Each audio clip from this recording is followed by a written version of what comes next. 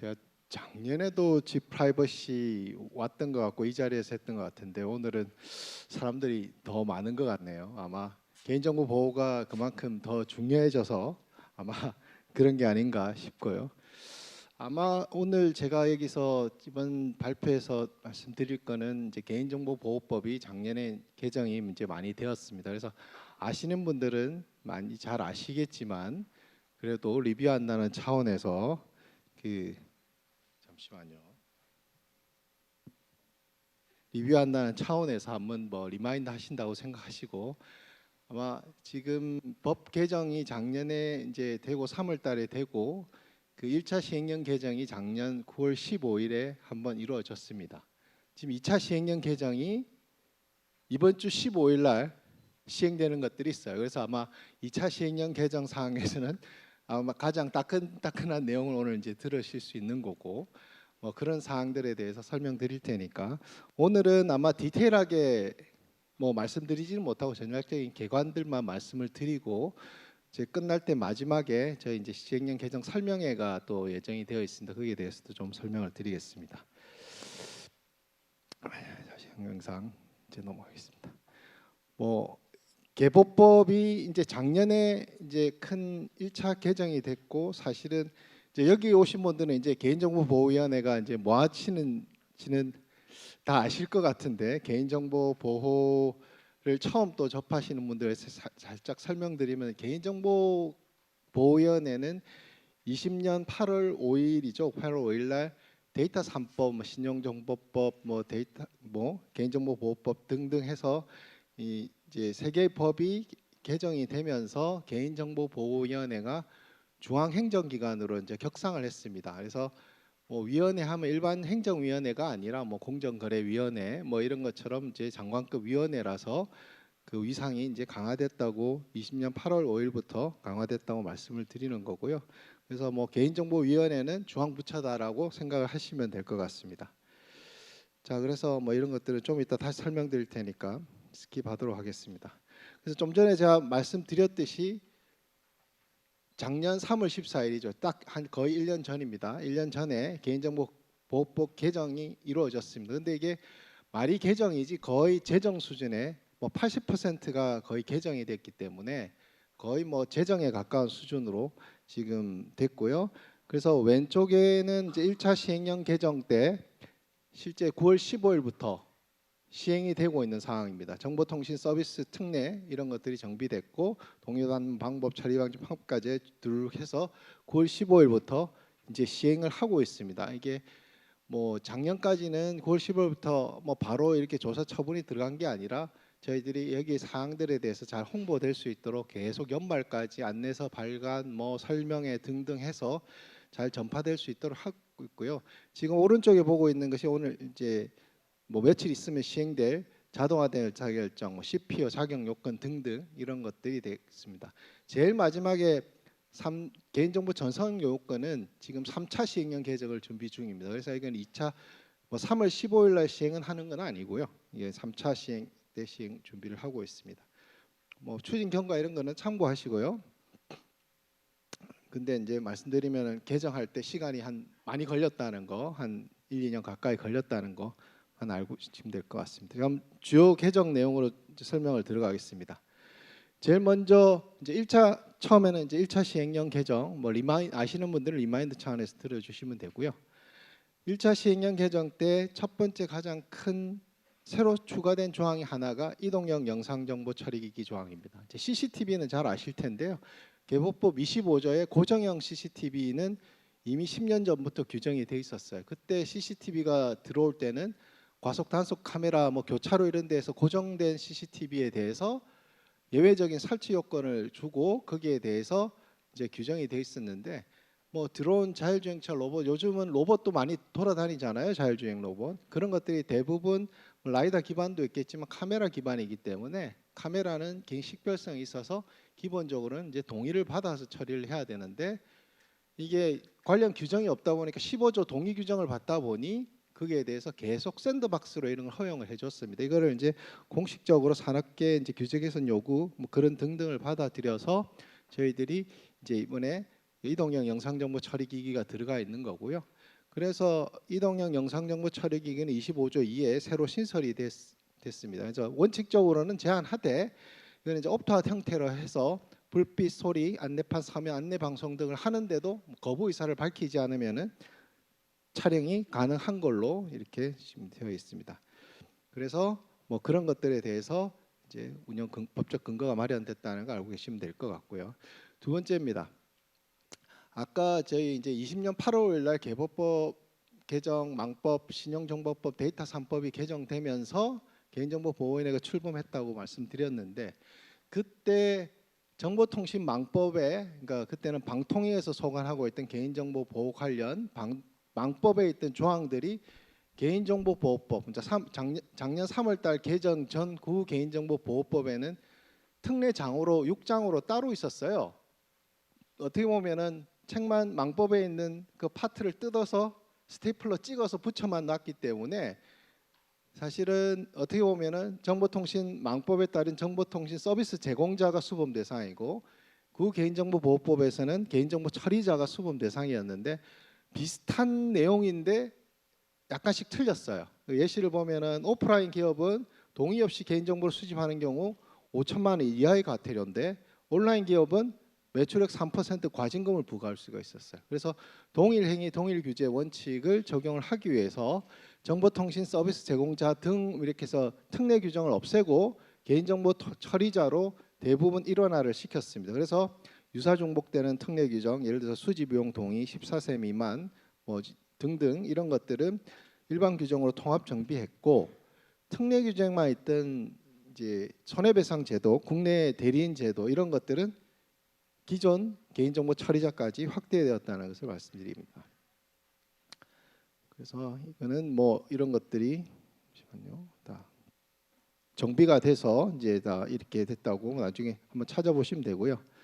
두 번째 이제 그 수집 출처 통지랑 이용 제공 내역 통지 제도가 있습니다. 그래서 3자로부터 이거를 수집하게 되면 어디서 수집했다라는 걸 알려야 되는 제도가 있고요.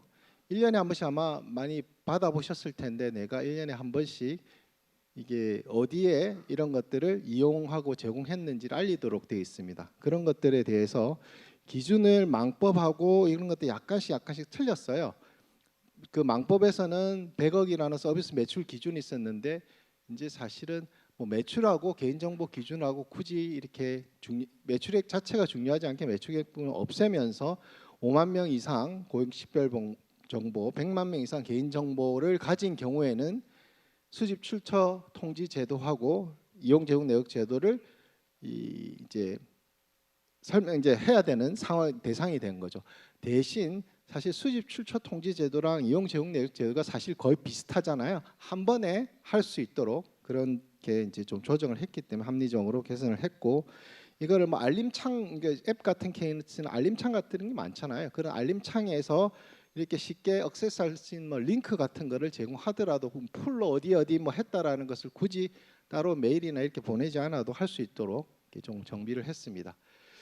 그다음에 이제 안전성 확보 조치 이것들 어떻게 보면은 참 중요한 조항인데요. 여기 정보 보안 담당하시는 분도 많을 텐데 안전성 확보 조치 기준을 다 지켜야 됩니다. 이전에 아까 망법에 따른 기술적 뭐 관리적 보호 조치 기준하고 구 개인정보법에 따른 안전성 확보 조치 기준이 따로 있었어요. 그것을 통합을 했습니다. 하나로 통합하면서 이것도 이제 뭐 통합을 할 때 이제 특정 기술의 기술 중립적인 뭐 용어들을 많이 이제 썼고요. 그래서 뭐 침입 탐지 시스템, 비밀번호, 보안 서버, 백신 뭐 이런 정도. 이제 백신은 특정 회사 이런 것들로 좀 보일 수 있기 때문에 뭐 보안 프로그램이라든지 이런 기술 중립적인 이런 것들로 좀 다양하게 그걸 했고 개인정보 처리 시스템의 정의 이런 것들도 좀 정비를 했습니다. 그 다음에 유출 통지 이것도 어떻게 보면은 망법하고 뭐 이런 것들을 이제 조금 합치면서 좀 정비를 했는데요. 그러니까 개인정보 유출되면은 통지하고 신고해야 되는 이제 규정을 일원화했습니다. 그래서 어떤 때는 뭐 즉시 해야 된다 이야기가 있고 어떤 때는 지체 없이 뭐 이런 얘기가 있는데 지체 없이는 보통 5일로 이렇게 해석을 했다고 하더라고요. 그래서 확실하게 하기 위해서 한 중간 정도 72시간 내에 유출됐다는 사실을 알 경우에는 72시간 내에 정보 주체 통지하고 신고해야 합니다. 그다음에 알 수 없는 30일 게시해야 되고요. 그다음에 이제 모든 것을 뭐 다 신고할 필요는 없고요. 1,000명 이상의 유출되거나 민감 고유 식별 정보가 한 건이라도 유출되거나 그다음에 해킹이면은 꼭 신고하셔야 됩니다. 그리고 이제 국내 대리인 지정 제도도 이제 아까 일반 개인정보 처리자를 확대됐다고 그랬는데 이런 것들이 이제 지정 대상자의 범위 이런 것들을 이제 뭐 금액이나 이런 것들을 좀 조정을 했고요. 유효기간제도 이런 것들 뭐 업계에서 많이 물어보는데요. 그러니까 1년 동안 정보통신 서비스를 제공하지 않으면은 보통 휴먼 계정으로 전환해서 별도 분리 보관하면서 이렇게 했는데 이제는 이제 분리 보관하거나 그러니까 휴먼이라는 게 없어졌어요. 1년 동안 안 한다 하더라도 이게 뭐 꼭 그 분리 보관하거나 할 필요는 없었고요. 이거는 뭐 왜 다시 뭐 없앴느냐 하시는 분도 많은데 원래는 이제 이런 것들이 코로나 때 예를 들어서 면세점 같은데 내가 한 번도 안 썼는데 몇 년 동안 했는데 막상 들어가려고 보니 다 뭐 휴먼 계좌 돼 있거나 불편하다는 이런 민원들도 많고 해서 이제 업계에 자율적으로 할 수 있도록 했습니다. 그다음에 형식적인 동의 제도 개선했는데요. 어떻게 보면 이게 뭐 별거냐 싶겠지만 실제는 아주 중요한 변경입니다. 기존에는 망법에는 웬만하면 다 동의 받아라라고 돼 있었고 뭐 이렇게 돼 있기 때문에 뭐 동의를 안 받아도 되는 것들을 필수 동의로 묶어가지고 우리는 동의 다 받았으니까 책임 없어 이런 것들이 이제 형식적 동의 만능주의가 많이 있었기 때문에 이런 것들을 좀 개선하기 위해서 이제 실질적 동의 뭐 이런 것들을 보장하고 뭐 이런 거 등등을 하기 위해서 저희들이 필수 동의 규정은 사실은 없어졌다고 보시면 됩니다. 필수 동의 규정, 그러니까 필수 동의라는 거는 밑에 보시면 계약 체결이나 이용에 필요한 경우 불가피하게 필요한 거잖아요. 예를 들어서 내가 뭐 쇼핑몰인데 뭐 주소나 전화번호 수집하는 걸 당연한 건데 그거를 필수 동의로 받으면서 다른 것까지 곁다리로 동의를 다 받아버린다는 거죠. 그래놓고 우리는 동의 받았으니까 마음대로 써도 돼. 이런 것들이 이제는 안 된다는 겁니다. 그래서 이게 동의 없이 사용할 수 있대 이게 필수 개인 정보인지 아닌지는 입증을 하셔야 된다는 그런 부담은 좀 있을 수가 있습니다. 그리고 코로나19 때는 이제 59조의 공중위생 이런 것들에 대해서는 그 다 뭐 3장에서 8장까지 이런 것들이 다 적용 제외되는 조항이 있었는데 이런 코로나 뭐 공중위생 등에 하는 것에도 수집이나 이런 것들은 동의 없이 할 수 있다 하더라도 안전하게 보호한다든지 뭐 파기해야 된다 이런 규정들을 지키기 위해서 이렇게 했고요. 이게 국민 등의 이제 생활 급박하게 이것도 문구를 약간 조정했습니다. 옛날에 소카 뭐 이런 거 이용해서 납치 사건들이 있었는데 이 조항 때문에 개인정보보호법 때문에 이게 그 제공을 못하게 되는 그런 케이스들이 있어서 좀 문구를 조정해서 급박한 경우에는 유연하게 대응할 수 있도록 이렇게 좀 변경했습니다. 그래서 이건 앞에 거 내용 거의 비슷한 거고요.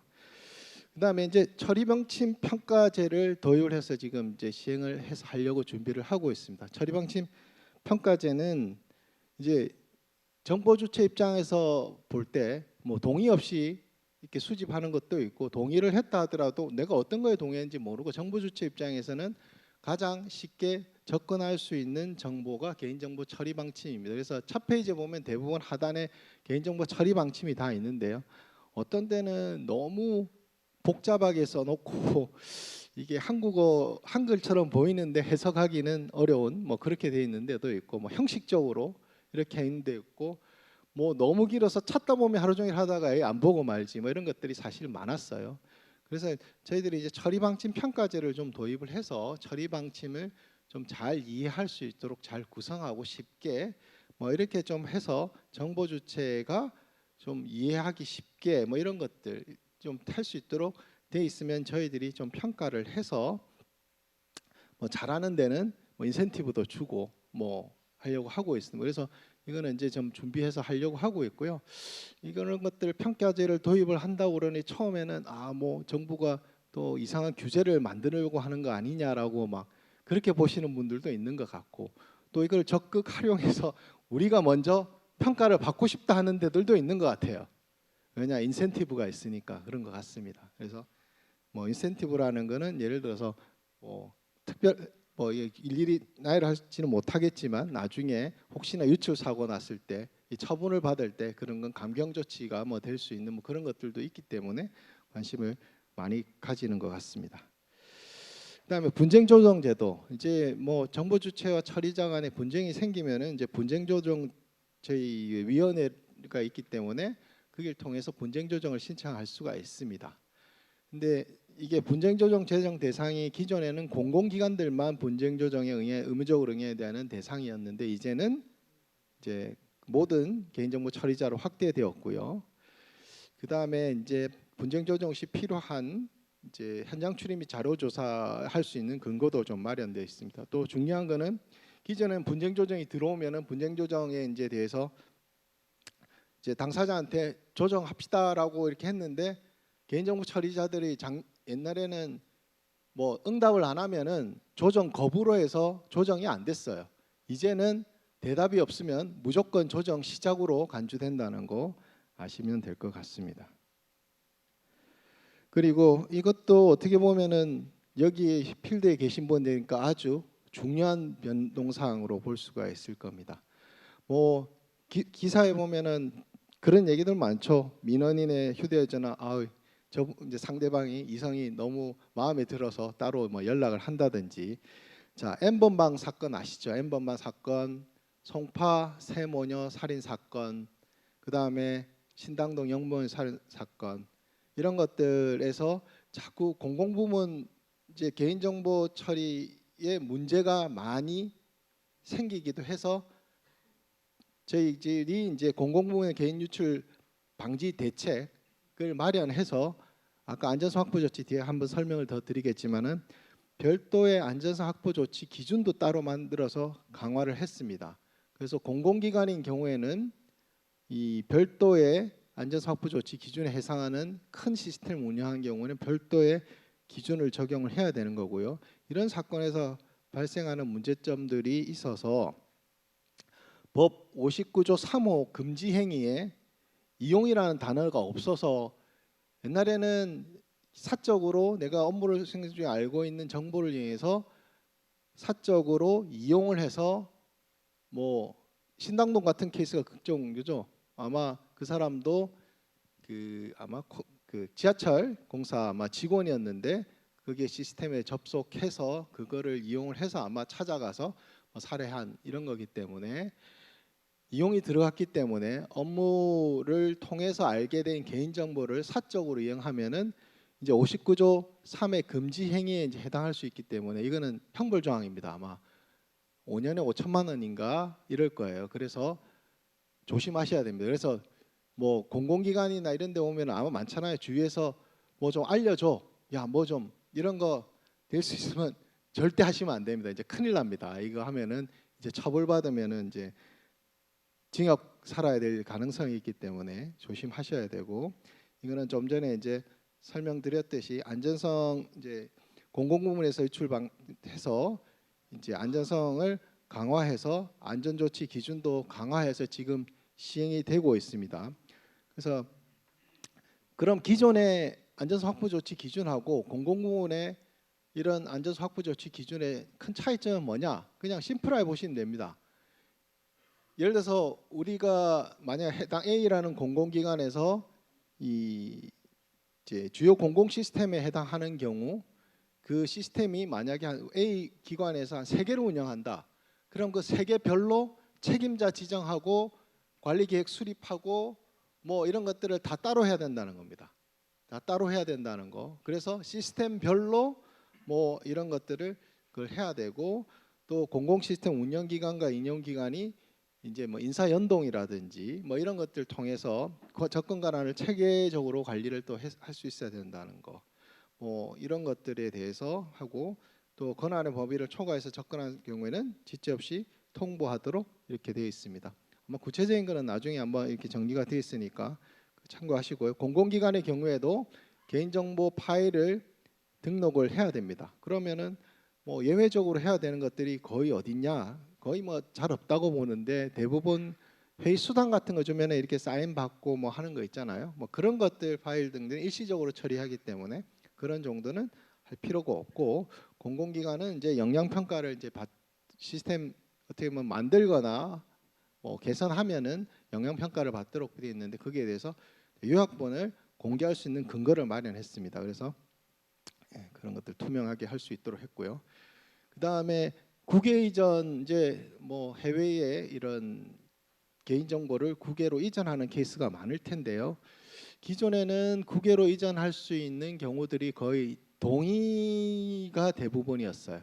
이제 동의 요건 외에도 저희들이 이제 그 EU가 저희 나라한테 개인 정보가 자기랑 비슷한 자기 나라랑 비슷한 수준이라고 적정 결정을 했습니다. 그러니까 그렇게 함으로써 EU에서의 개인 정보가 저희 나라로 이전될 때는 동의 없이도 이전할 수 있도록 되어 있습니다. 그거와 비슷하게 저희들도 이제 저희들은 동등성 인정 제도라고 이제 이름을 부르는 것 같은데요.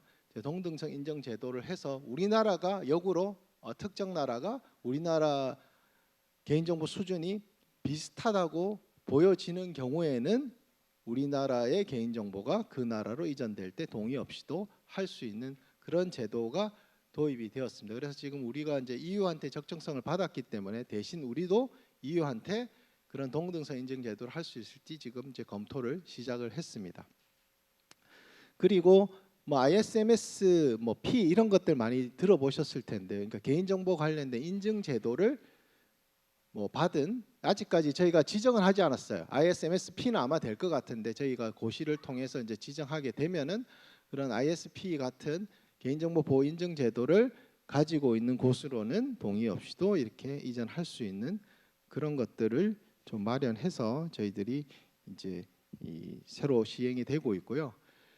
대신 이제 또 이전할 때 이제 중지 명령권도 있습니다. 갑자기 그 보내는데 그 나라가 뭐 개인정보 수준이 갑자기 뭐 문제가 생긴다든지 뭐 이런 경우에는 중지 명령도 할 수 있도록 했고, 이런 것들에 대한 전반적인 가버넌스를 이제 국외 이전 전문위원회를 통해서 이런 것들 인증 뭐 기준, 뭐 인증 제도 어떤 것을 이제 우리 인증 제도로 이제 넣겠다, 어떤 나라를 동등성 인정으로 해서 뭐 승인하겠다 하는 것들을 이제 국외 이전 전문위원회 등을 통해서 검토해서 이제 만들려고 하고 있습니다. 이것도 어떻게 보면 이제 형벌 중심을 경제 제재 중심으로 전환. 이것도 어떻게 보면은 법 개정할 때 상당히 이제 많은 관심을 가졌던 조항입니다. 그 이제 기존에는 이제 과징금 뭐 이제 관련 조항을 위반했을 때 그 상한선 기준이 위반 관련 매출액의 3% 이사로 이제 그 돼 있었어요. 근데 저희가 이제 이번 이제 뭐 해외 사례를 보면은 뭐 유럽 같은 케이스는 관련 위반 매출액이 아니라 전체 매출액의 4%까지 상한을 할 수가 있어요. 그래서 유럽이나 이런 데서 과징금 때리면은 뭐 조 가까이 때릴 수 있는 이유가 이런 매출의 근거에서 돼 있는 거고, 중국은 전체 매출액 5%, 뭐 미국도 뭐 이렇게 상당히 이게 이제 그 전체 매출을 기반으로 많이 하고 있어서 저희도 그런 추세에 좀 맞출 필요성이 있다고 좀 생각을 했습니다. 그래서 또 이제 형벌 규정이 너무 많았어요. 근데 이제 개인정보를 처리하는 입장에서 뭐 꼭 내가 의도하지 않았는데 동의 없는 개인정보 파기 수집 의무라든지 이런 것들이 굳이 형벌까지 할 필요는 없고 경제벌로 전환할 필요가 있어서 경제벌로 이제 전환을 했습니다. 대신에 과징금 상한 기준을 전체 매출액 3%로 조정이 되어 있습니다. 그래서 이게 뭐 이 개정 과정에서 말이 많았죠. 그럼 삼성전자 같은 케이스는 전체 매출액 3% 하면 엄청난데 뭐 그렇게 되느냐? 이제 3%는 상한 기준이면 상한 기준. 그래서 상한이 그쪽에 있다라는 거고, 이제 과징금 산정 시에 관련이 없다라고 하는 것은 다 제외할 수 있도록 됐어요. 그럼 기존하고 차이는 뭐냐? 입증 주체가 바뀌었다는 겁니다. 기존에는 관련 매출액 할 때 저희 개인정보보호위원회가 이거는 관련 매출액 뭐야라고 막 싸워가면서 이렇게 해야 되는데, 지금은 전체 매출액에서 시작하기 때문에 위반한 업체에서 개인정보 처리자가 우리가 이거는 관련 매출액 아니에요, 열심히 빼줘야 됩니다. 그래서 만약에 전체 3% 시작하는데 뭐 잘 협조 이게 뭐 자기들이 와서 대응을 안 하고 뭐 이러면은 최대 3%까지 맞을 수가 있는 거죠. 그러니까 적극적으로 와서 이거는 우리 관련 없습니다 하고 이제 다 빼주기 때문에 뭐 성실하게 와서 소명하고 이런 것들 잘 증빙하면은 사실은 큰 변화는 없는 겁니다. 변화는 없다고 보시면 되고요. 대신 이제 조심은 하셔야 됩니다. 그리고 이제 대신 이렇게 상한액이 커져 있기 때문에 과징금 산정을 할 때 기준을 저희가 이제 세 구간으로 이제 나눠서 뭐 보통 중대, 매우 중대 뭐 등등 해서 그럼 몇 퍼센트 이렇게 돼 있는 거를 구간을 네 구간으로 좀 더 나눴고요. 그 구간 안에서도 좀 비율을 조절할 수 있게 이렇게 했고 중소영세 사업자의 경우에는 납부 기한을 2년 범위 내에서 연기를 하거나 또 분할 납부할 수 있도록 하였습니다. 여기까지가 이미 작년 9월 15일부터 이제 시행이 되고 있는 겁니다. 뭐 이거 가지고 저희들이 조사 처분하거나 뭐 한 건 아니고 계속 저희들이 이렇게 많이 홍보를 하고 이런 개정 사항들에 대해서 준비를 하시라고 이렇게 많이 알려드리는 거고요.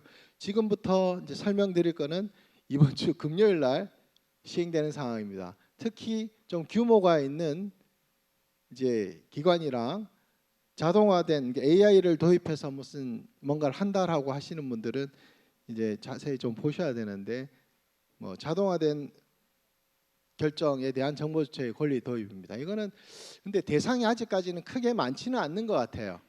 자, 그러면은 자동화된 결정에 대한 정보 주체의 권리 이거는 이제 뭐 인공지능 등 이제 신기 수요 들으면서 새로운 프라이버시 이슈가 계속 제기되고 있죠. 뭐 자동적으로 막 데이터 처리를 해서 나에 대한 어떤 결정을 내리는 것들이 이제 많고 근데 뭐 개인 나는 뭐 자동화 이렇게 해서 결정이 되는지도 몰랐는데 어떤 결정에 대해서 나한테 어떤 처분이 이루어지고 뭐 결정이 이루어져서 나한테 영향을 미치더라. 근데 이게 왜 그렇게 되는 거지? 뭐 궁금하기도 하고 아 나 저 싫은데 사람이 좀 해줬는데 이런 이제 생각이 좀 있을 수도 있습니다. 그래서 이제 그런 것들에 대해서 이제 권리를 좀 도입할 필요가 있지 않을까 싶어서 새로 들어간 조항이 됩니다. 법 37조 2에 있고요. 이제 비슷한 사례는 신용정보법에도 이미 유사한 사례가 있습니다. 신용정보법에서는 이제 금융분야에 대해서 신용에 관해서 자동화 평가를 할 수 있도록 되어 있습니다. 대신 저희는 이제 좀 이따 설명드리겠지만 거부권이 가능하고요. 거부 설명이 가능한데 이제 신용정보법에서는 설명 요구권만 있다라는 거. 그리고 이후에 같은 케이스도 자동화 결정에 대해서 이의를 제기하거나 거부를 할 수 있는 이 규정들이 있어서 저희가 꼭 처음이 아니라는 것을 말씀을 드리는 거고요. 이제 저희는 이제 완전 자동화된 결정이 이제 이루어지면은 정보 주체 이제 완전 자동화된 결정이 이루어져서 정보 주체의 권리 또는 의무에 중대한 영향을 미치는 경우에 거부하거나 설명을 요구할 수 있는 권한이 있다라는 겁니다. 그러면은 이제 거부를 했을 때 그럼 어떻게 해야 되느냐? 그 거부로 인한 결과를 적용을 바로 하지 않거나 아니면 사람이 개입해서 다시 한번 해줘야 된다는 거죠. 그래서 밑에 보면은 그러면은 거부를 거부할 수 있는 규정은 또 남겨놨어요. 예를 들어서 이제 자동화된 결정으로 많이 이제 떠올릴 수 있는 게 AI 채용 같은 케이스. AI 채용 같은 케이스에 내가 뭐 다 해가지고 동등하게 AI 뭐 평가 시스템을 통해서 합격 불합격을 했는데 떨어진 사람이 아 나 싫어요 자동화된 결정 거부할래요. 그럼 그 사람을 다시 뭐 합격을 막 시켜주거나 이런 거는 좀 현실적으로 그렇지 않잖아요. 합격을 시키면은 뽑아야 되는 사람들이 딱 정해져 있는데 다른 사람을 떨어뜨려야 되거나 뭐 이렇기 때문에 예를 들어서 보통 그런 채용 과정에서는 보통 그죠 입사 지원 신청을 하거나 이럴 때 대부분 동의 기반일 거라고요. 그래서 동의를 하기 때문에 뭐 이러이러한 자동화 우리 뭐 방식을 통해서 뭐 이러 한다는 걸 명확하게 대신 알려야겠죠. 알리고 거기에 대해서 동의를 했을 경우는 거부는 할 수 없는 거죠. 분명히 중대한 영향을 미치죠. 나의 권리 의무에. 내가 그 채용이라는 건 중대한 영향을 미치는 거잖아요. 근데 이제 동의나 뭐 법률에 특별한 규정이 있거나 계적 체결 이행에 필요한 경우에는 거부권을 행사할 수는 없습니다. 중대한 영향을 미치더라도 대신 설명은 요구할 수 있습니다. 왜 떨어졌어요? 궁금합니다라고 하면은 설명을 해줘야 되는 거죠.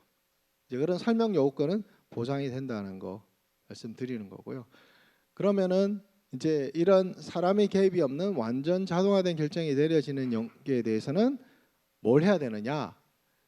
일단 개인정보 처리 방침에 자동화 결정이 이루어지는 기준, 뭐 우리는 이러이러한 중요한, 그러니까 개인정보를 중요하게 판단 기준으로 삼아서 이러이러한 절차를 통해서 뭐 결정을 내립니다라는 것을 개인정보 처리 방침에 등에 알려야 됩니다. 알리고 실제 개별적으로 설명해 주세요 라거나 뭐 의견 제출하면 검토해서 해야 되고, 아까 거부는 말씀드렸죠.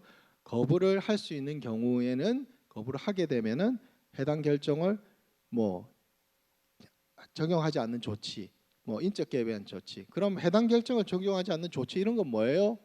라고 하면은 뭐 채용 같은 케이스는 아까 뭐 거부권이 없지만 주로 이제 많이 필드에서 문의 들어오는 게 FDS로 뭐 탐지해 가지고 뭐 개정을 해버리거나 계약을 종결을 그냥 시켜버리면 안 된다는 거죠.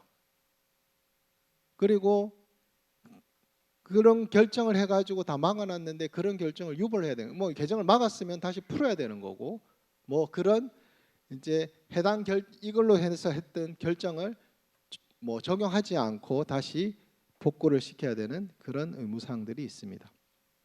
그래서 이러한 관련 내용들이 이제 그 시행령 조항의 44조 2랑 44조 3에 들어가 있습니다. 44조 2는 이제 이런 것을 요구하는 요구 방법에 대한 거라서 뭐 절차나 이런 거에 대한 거고, 44조의 3에 이제 말씀드렸듯이 자동화된 결정을 거부할 경우 뭐 어떤 걸 해야 된다, 설명을 요구하면은 해당 결정의 결과, 뭐 주요 개인정보 유형, 뭐 이런 것들을 간결하고 의미 있는 설명을 하라는 겁니다. 뭐 예를 들어서 챗GPT 같은 것들을 뭐 사용을 했는데 그 결과를 뭐 알려준다고 할 때 뭐 패러미터면은 뭐 몇백 개씩 억 개씩 되는 걸 알려줘봤자 정보 주체가 알 수도 없고요. 그런 알고리즘을 알려주라는 건 절대 아닙니다.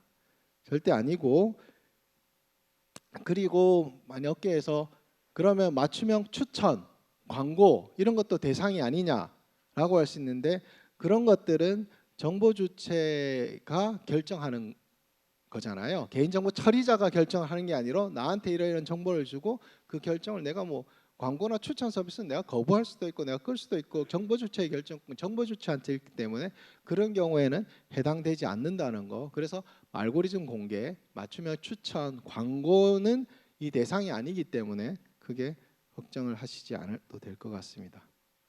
그래서 뭐 이게 기준이나 이런 것들을 뭐 공개하라 이렇게 돼 있는 거고요.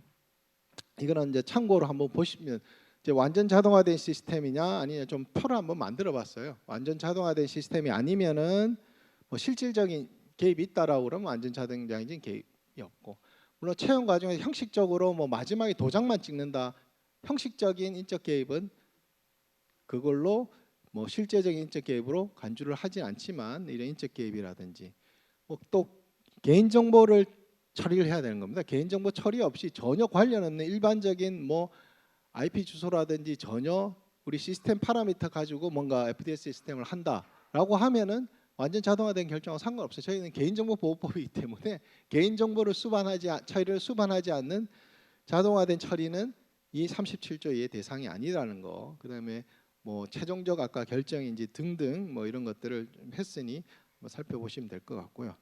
좀 이제 시간 내니까 빨리 좀 진행하겠습니다. CPO 큰 규모의 이제 개인정보 처리자는 CPO를 선정을 해야 됩니다. 독립성과 전문성. 이제 뭐 중요한 거 말씀드리면 CPO 자격 요건에서 이제 들어와서 자격 요건에서 조건이 그 뽑아야 되는 이제 일정 규모 이상인 겁니다. 일정 규모는 종합 상급병원 나와 있나? 종합 상급병원 뭐 47개 큰 뭐 1,500억 이상이면서 100만 명 이상 뭐 이런 대학 등등 해서 이런 경우에는 CPO 자격 요건이 총 4년 이상 되고 최소 2년은 개인정보 보호 경력이 있어야 된다라는 거. 그 다음에 CPO가 이제 그 CPO가 최소 주기적으로, 저희 여기서 주기적이라는 건 한 최소한 1년 정도의 CEO 또는 이사회에 보고할 수 있도록 보고하라고 그러니까 뭐 꼭 직접 보고 뭐 이런 거를 대면 보고 이런 게 되는데 꼭 그런 건 아닙니다. 보고할 수 있는 체계를 구축하라는 거고요. 그다음에 이제 그런 이제 또 자격 요건이 있는데 지금 처음에 이걸 시행한다고 하니까 많이 문의가 들어오는 게 우리는 이런 자격 요건 갖춘 사람이 없는데 어떻게 해요? 뭐 이런 것들이 있어서 이제 자격 요건 할 때 저희도 인정할 수 있는 이제 것들을 시행령에 넣었습니다. 그래서 학위 관련해서 박사 2년, 석사 1년, 학사 6개월 또는 뭐 인정 심사 같은 것들 1년, 변호사 자격증 1년 등등해서 이런 것들 인정해 주는 거고요. 저희들이 또 교육 같은 것들을 많이 개발해서 그런 교육은 이제 또 인정해 줄 수 있도록 하고 아까 말했던 대상입니다. 1,500원 이상, 100만 명 이상 개인정보 주체 오면 이렇게 하고 큰 대학교, 그다음에 상급 종합병원 아까처럼 큰 공공 시스템을 운영하는 기관에 대해서는 이렇게 하는데 아까 그런 자격 요건을 준비하는 데가 별로 없기 때문에 경과 조치를 줘서 2년 동안은 지금 있는 사람은 2년 동안은 자격이 있는 걸 하되 2년 안에 그 자격 요건을 갖춰야 된다는 그런 조건이 붙어 있고 공공 시스템 운영 기간은 아까 안전성 확보 조치 기준이 9월 15일부터 시행이에요. 그렇기 때문에 그때부터 2년을 플러스해서 26년 9월 14일까지 경과 조치를 적용하겠다라는 겁니다. 그래서 이제 CPO 뭐 독립성을 보장하기 위해서 CPO끼리 또 협의회 뭐 이런 것들을 할 수 있는 거 만들었고요. 공공기관 보호 수준 평가 아마 공공기관에는 아마 관리 수준 진단에서 매년 올해까지 하고 있을 겁니다. 그걸 가지고 하고 있는데 그거는 사실 법적인 근거가 명확히 없었습니다. 근데 이제 이번에는 보호 수준 평가를 만들어서 이제 명확한 근거를 만들어서 하고 있고요. 차이점은 자료 미제출에서 과태료 부과할 수 있다. 대신 인센티브도 좀 줄 수 있다라는 거 알고 계시면 될 것 같고요. 손해배상 책임 제도도 이제 확대가 됐습니다. 확대가 됐는데 그게 이제 좀 대신 그 합리적으로 이제 의무 대상을 이제 1,000명에서 1만 명 이상, 매출액 5천만에서 10억 이상, 그리고 의무가 면제되는 것들도 뭐 공공기관이나 비영리 법인 또 소상공인 이런 데는 좀 봐주도록 하고 있습니다. 자, 이거는 지금 열심히 준비를 하고 있고 이제 이건 3차 시행령 개정입니다. 전송요건 아마 필드에서 전송요건 뭐 신용 쪽에서는 하고 있고 이런 게 참 관심이 많은데 지금 이거 열심히 준비해서 저희들이 조만간 입법 예고해서 내년 초에 시행을 목표로 지금 준비를 하고 있습니다. 그래서 전송요건에 대해서는 내 정보를 나한테 보내거나 제3자 이런 데 전송할 수 있는 그런 권리가 되는 거고요. 거기에 대해서는 열심히 준비하고 있다라고 말씀드리면 될 것 같고요. 여기까지 오늘 대충 저희 말씀드려야 할 사항들이고요. 마지막으로 좀 안내 드리면은 작년에 1차 시행령 개정하고 나서 저희들이 양재 1타워에서 아마 전체적인 설명회를 한번 했었어요. 아마 보도자료가 오늘 나왔는지 모르겠는데 3월 18일 날 2차 시행령 개정 자동화된 결정이나 이런 거에 대해서 저희가 2시부터 또 설명회를 좀 가지려고 하고 있어요.